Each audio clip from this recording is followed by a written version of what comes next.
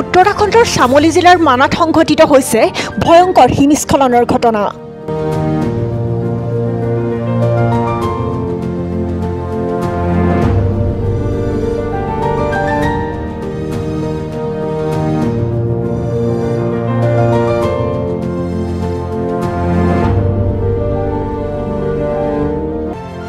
বদ্ৰীনাথ ধামৰ পৰা ৩ কিলোমিটাৰ দূৰত মানাখাস্থলী সংযোগী ৰাষ্ট্ৰীয় ঘাইপথত বৰফৰ মাজত আবদ্ধ হৈ পৰিছে ৫৭ গৰাকীকৈ শ্ৰমিক।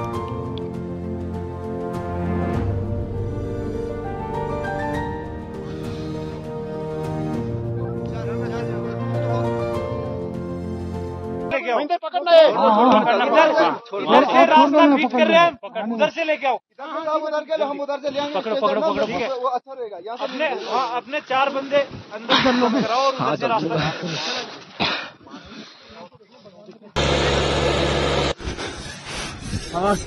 हम उधर से लेंगे। पकड़ो पकड़ो पकड़ो ठीक है वो अच्छा रहेगा।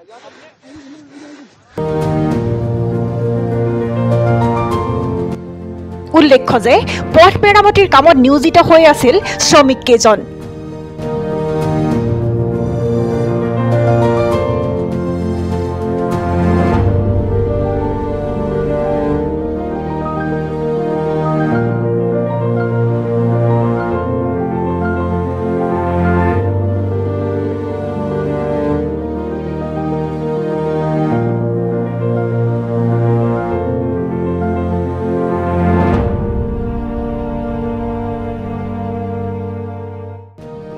ইতিমধ্যে SDRF, NDRF, BRO আৰু ITBPৰ ৬৫ গৰাকী কৰ্মীৰ লগতে জিলা প্ৰশাসনৰ বিষয়াসকল উপস্থিত হৈছে ঘটনাস্থলীত।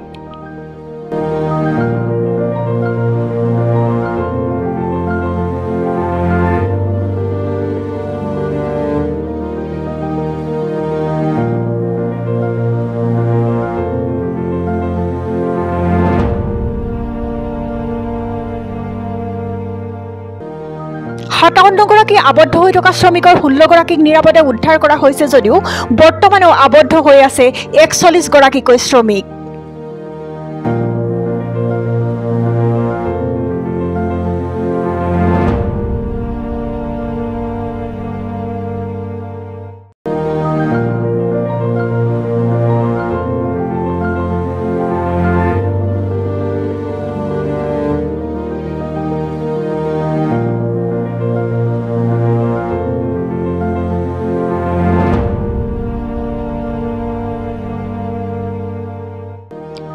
তেওঁলোকক উদ্ধাৰৰ বাবে অব্যাহত আছে উদ্ধাৰ অভিযান।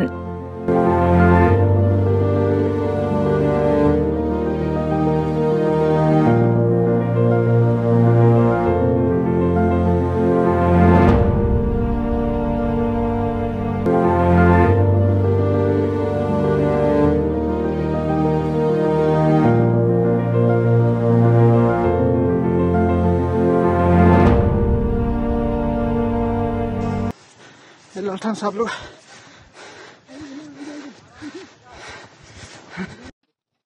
उसको ना ये चल महेंद्र भाई रास्ता लगना इसको पीछे भागना वहां से करो ना जी 4 बंदे और सब और चाहिए रेस्क्यू भी और स्पेशल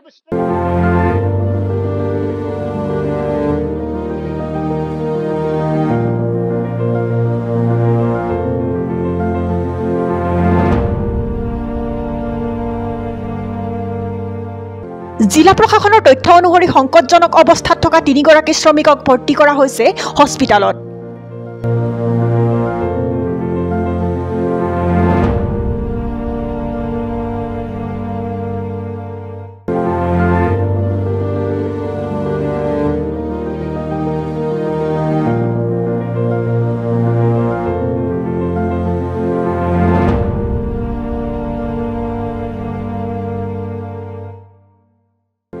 আনহাতে ভাৰতীয় বতৰ বিজ্ঞান বিভাগে অৰেঞ্জ এলাৰ্ট জাৰি কৰিছে উত্তৰাখণ্ডত। ২৮ ফেব্ৰুৱাৰীৰ নিশা পৰ্যন্ত প্ৰবল বৃষ্টিপাতৰ লগতে তুষাৰপাতৰ আগজাননী দিছে বতৰ বিজ্ঞান বিভাগে।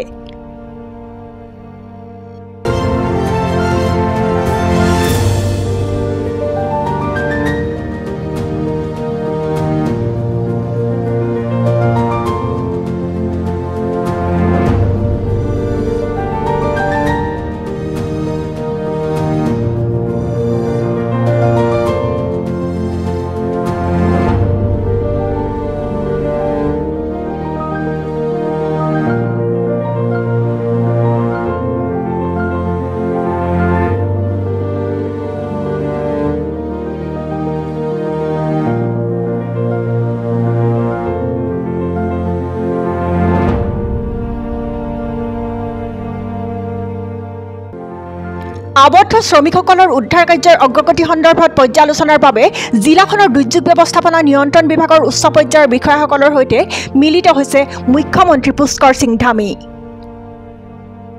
हमारे 57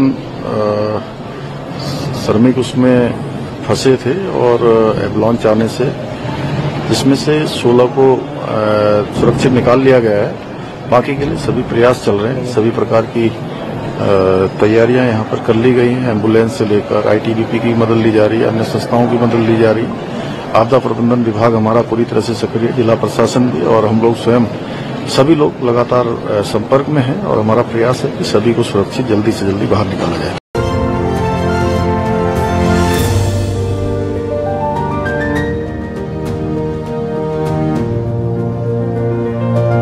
national desk report SN digital media.